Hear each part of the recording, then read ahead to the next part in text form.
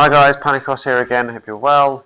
Okay, so we've had a few questions come in about some businesses that are looking to take a premises to start up a business. It could be a cafe, restaurant, studio, all sorts of different inquiries have been coming in.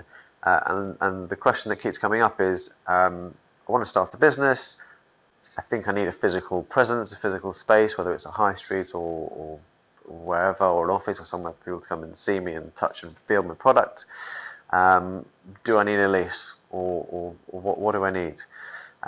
So you have a few different options. The traditional method is to get a lease, but that's not always the only or best option. You've then got things like a license, for example. You've got tenancy at will, and you've got an informal agreement, which is never recommended, but that does happen.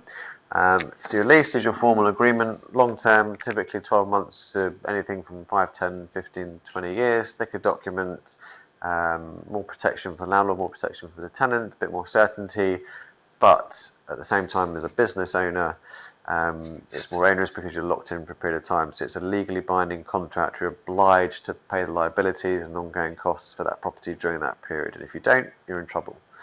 A license is typically anything up to 12 months. So that's typically lease is 12 months plus.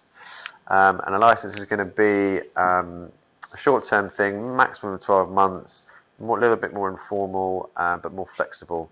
You don't really get it more than 12 months because then you're inferring lease renewal rights, essentially. Tenancy at will is even more flexible. That can literally be handed back in a day, or notice given to you in a day by the landlord. And it's things like occupying buildings that are due to be redeveloped soon, or something where the landlord wants a lot of flexibility and where you're kind of easy in, easy out. For example, if you're going into a serviced office, you're going to typically be on a short-term license. If you're taking a long-term commitment to a property, it's going to be a lease. If it's literally very flexible use, like storage or just something where you've got nothing really in there in terms of fixtures and fittings, you might have a tenancy at will, but you've got to be prepared to get in and out very, very quickly if need be. So different options for you. You also have things like pop-up shops, for example. That might be a tenancy at will or a license if you want to test a particular product or a model or a location. That's a really, really great way of getting into a market without all the long-term exposure and rent deposits and credit checks and all that kind of stuff. So different options. Horses for courses is ideally you get some advice on what you want to do and then what's going to kind of best fit. So if you need to, speak to a professional about that.